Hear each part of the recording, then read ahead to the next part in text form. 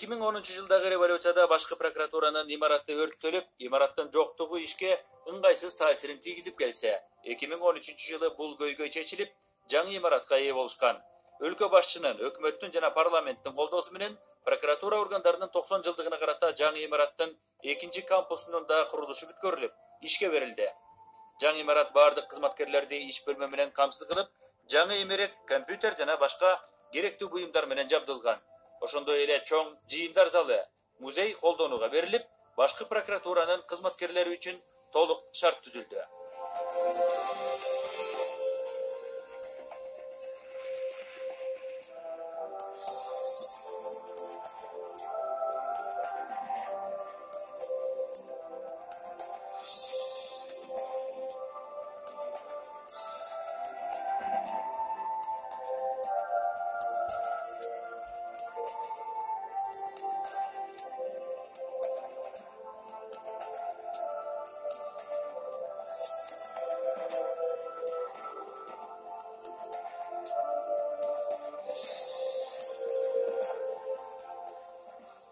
Урматтуу кесиптештер, ардактуу ардагерлер, сиздерди кесиптик байрамыбыз менен прокуратура органдарынын түзүлүшүнүн 90 жылдыгы менен чын жүрөктөн куттуктайм. Прокуратура органдары ары түйшүктүү, ары татаал, кылымга тете жолун басып өттү. Прокуратуранын тарыхында муундар алмашты, мезгилдин талабына ылайык приоритеттик багыттар алмашты.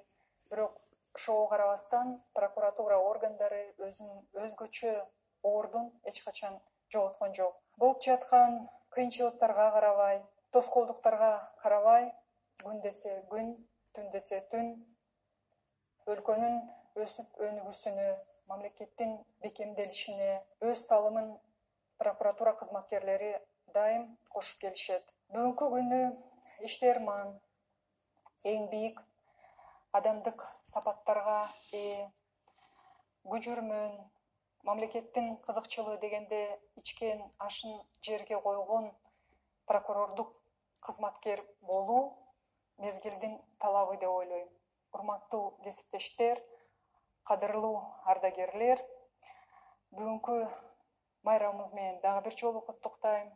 Сиздерге чын ден соолук каалайм, үй бүлөңүздөргө эсенчилик каалайм, балдарыңыздарга ыйман, жумушубузда дайым жаңы жетишкендиктер, жаңы ийгиликтер жарала берсин.